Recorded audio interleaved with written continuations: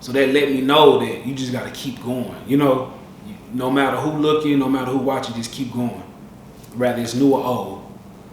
So absolutely. That's in my future. I'm gonna be flying out pretty soon.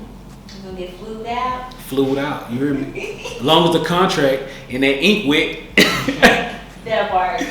Yeah. So what's the future? You talking about mentorship and doing like at some point having paid mentorship programs. Mm-hmm.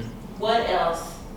What else is in the future? What can we be looking for from CB Cutz or from Chris Brewer? Just Chris Brewer, period. CB Cutz go for sure keep rolling. As long as my hands are still attached to my body and I can turn them clippers on, I'm gonna forever cut. I got my initial outside investments. I'm part of a clothing line, Legends Are Made, CEO Alex Williams.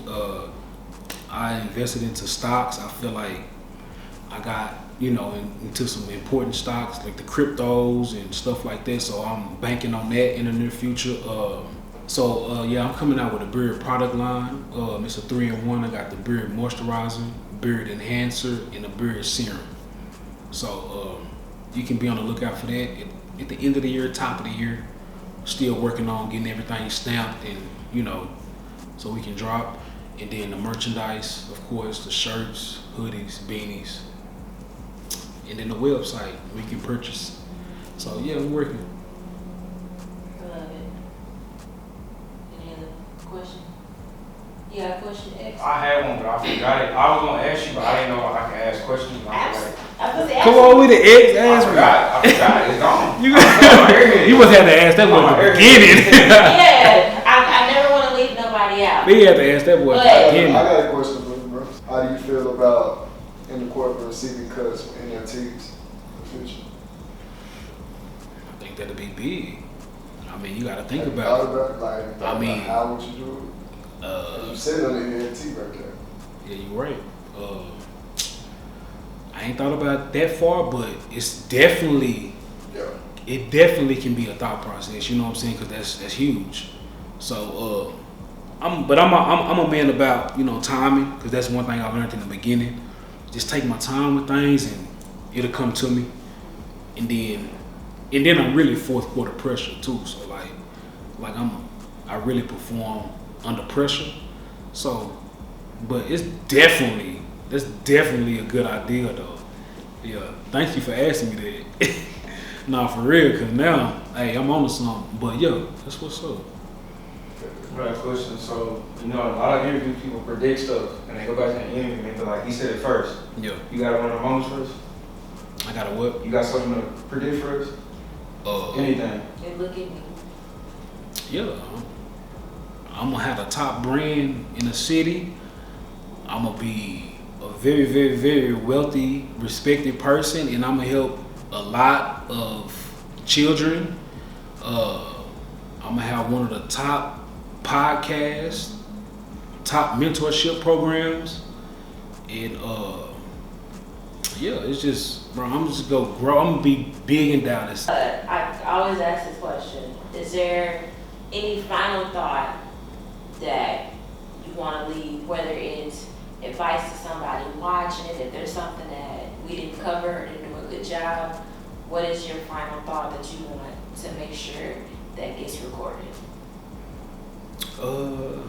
I feel like if you want to be an entrepreneur and you really want to just step out on faith and you really want to do something, it ain't even have to be an entrepreneur, rather it's with your job or family or anything.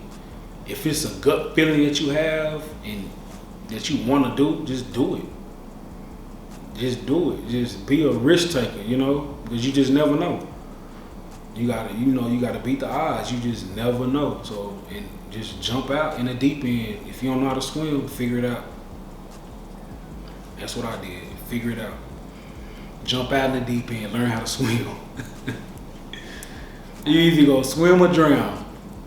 Yeah, you got two choices. You can go swim or drown. But just be a risk taker. Because sometimes when you take that risk, what if it turned out to be greater than great, And that's my advice to anybody that's watching this. Do you? I guess, because the question is, like, how do you deal with the negativity distractions, especially in the age of social media, where somebody always got something to say. Yeah, I mean, with me, I just pay it no mind, you know, because if I did pay attention, I'm losing time. With that energy I'm putting into trying to entertain negativity or hate, I can be putting into my business or taking time to research something to make me grow versus me entertaining that, knowing what's gonna come with that.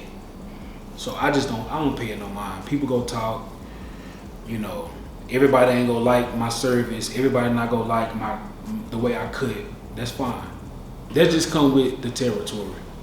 So what do they say, like, if from what you can remember? Because I mean, I know it's probably hard. Well, you know, from the beginning, oh, he can't cut and all this, you know, you go hear it, because I couldn't cut, and that's fine. I couldn't cut, but I can cut now.